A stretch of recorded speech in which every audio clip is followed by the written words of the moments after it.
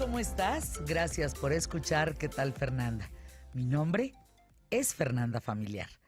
Arrancamos el día de hoy este periodismo de vida, estas historias, información, datos, reflexiones que comparto contigo todos los días al iniciar este espacio, el programa ¿Qué tal, Fernanda?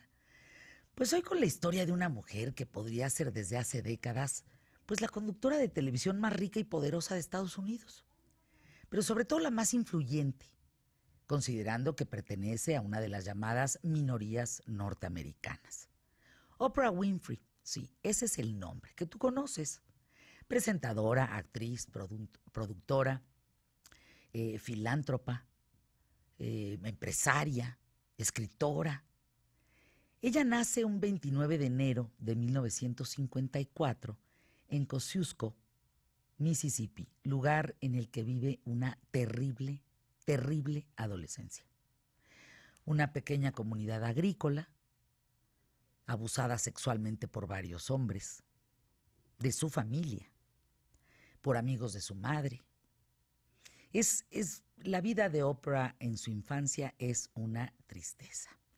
Pero antes de caer en esa conclusión que nos va a llevar al tema el día de hoy, quiero contarte cómo alguien que la pasa tan mal en su infancia, pues resulta que logra salir adelante y es, insisto, pues una de las mujeres más ricas y exitosas de la Unión Americana. Cuando después de nacer vive esta infancia terrible, en algún momento de Mississippi se muda a Nashville con su padre, Vernon Winfrey, un barbero.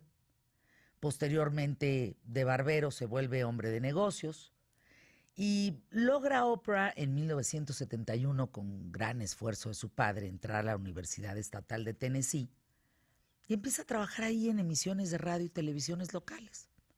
Nada importante, pero para ella, su gran futuro. En ese momento, Oprah se enamora de los medios de comunicación. 1976, tan solo 5 años después, se traslada a Baltimore, Maryland, donde realiza su primer programa de entrevistas. En una televisora local, donde lo único que no esperan es el gran éxito que tiene. ¿Por qué? Porque las cámaras aman a Oprah Winfrey. El programa aquel dura 8 años. 1984 se cancela el programa.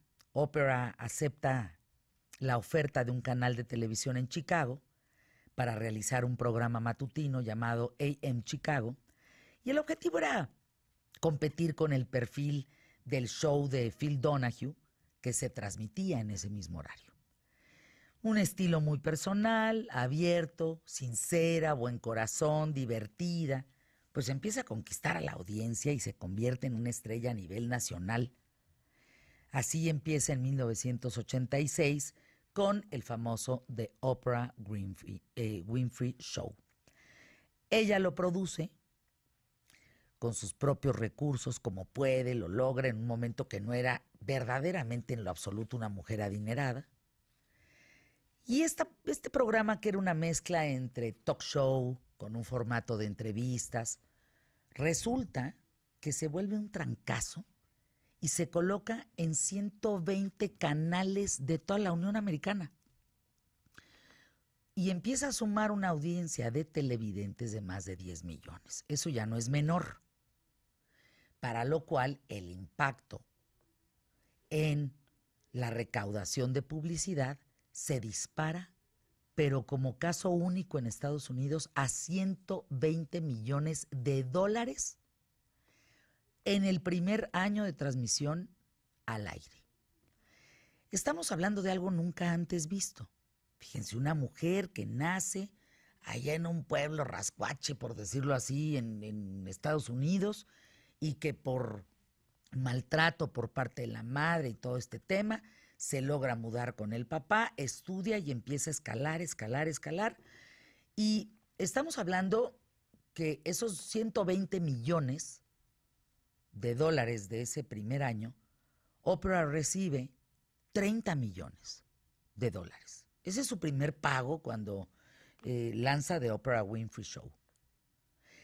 De ahí finca el primer pilar de una fortuna personal que sigue creciendo y creciendo y creciendo desde entonces. ABC, esta gran cadena.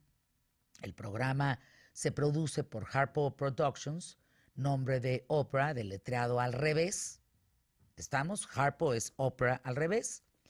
Se trata también de su propia compañía productora. Realiza una miniserie llamada The Woman of Brewster Place.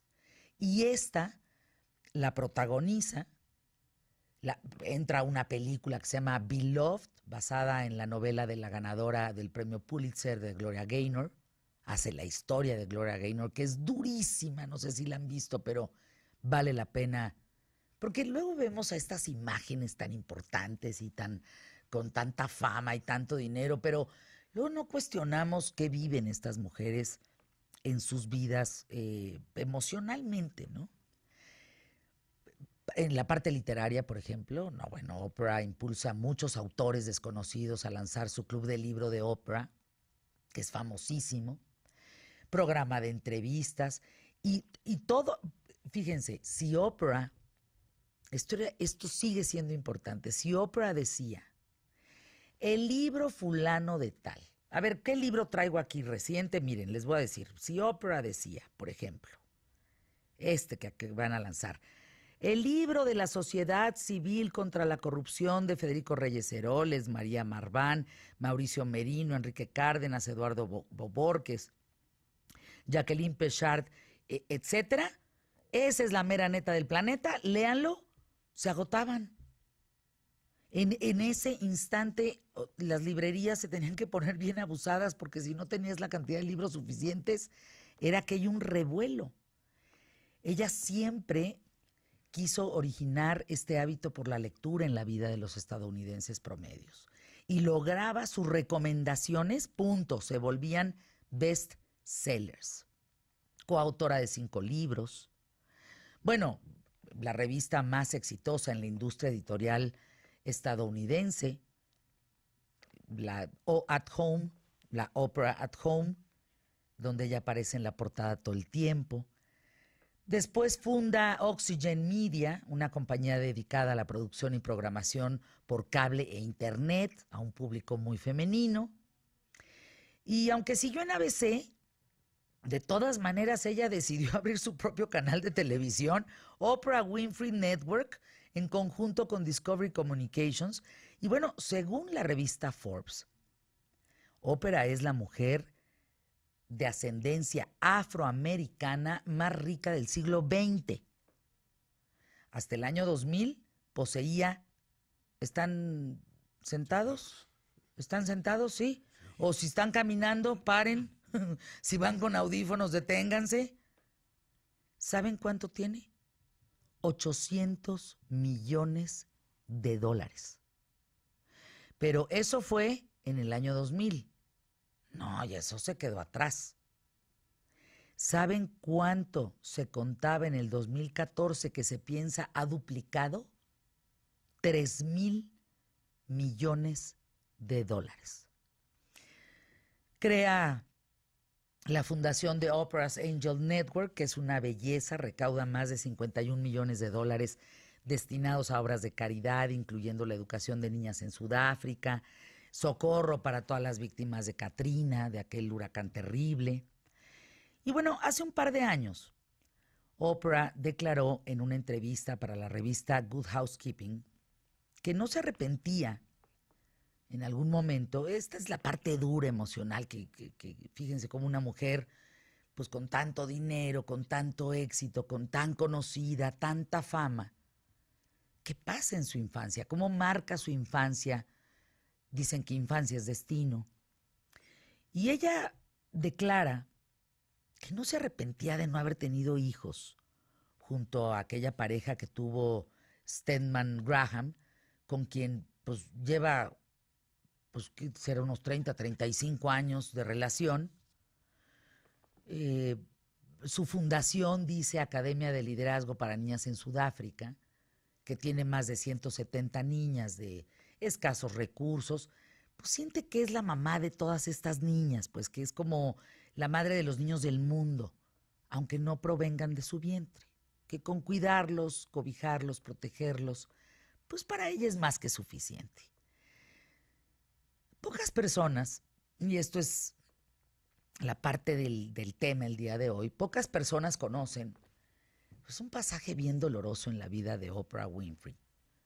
Porque Oprah es de las mujeres, de las niñas en el mundo que se embarazan a los 14 años, 13 años. ¿Sí? Hay un programa en el Piers Morgan Tonight de CNN, donde Oprah, busquen ese audio, ese video es durísimo, donde Oprah Winfrey confiesa en el año, pues hace unos cuantos años, muy poco tiempo, que pues básicamente entre tantas violaciones de los amigos de su mamá, de los hombres del pueblo, pues resultó embarazada teniendo 14 años. Pensó que antes de que naciera, ella tenía que matarse.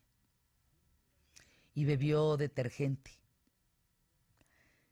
Ella textualmente dijo en esa entrevista, esto me parece desgarrador, pensando en que en nuestro alrededor hay niñas de 11, 12, 13, 14, 15 años, 16 o menores, ¿no? Ella dijo ese día, yo sabía, fíjense, tenía 14 años y vean lo que dice. Yo sabía que mi embarazo era el resultado de malas elecciones, porque yo no tenía límites. El haber sido abusada sexualmente desde los 9 hasta los 13 me volvió una persona promiscua. Y me sentí muy aliviada cuando perdí ese bebé con el que no tenía ninguna conexión.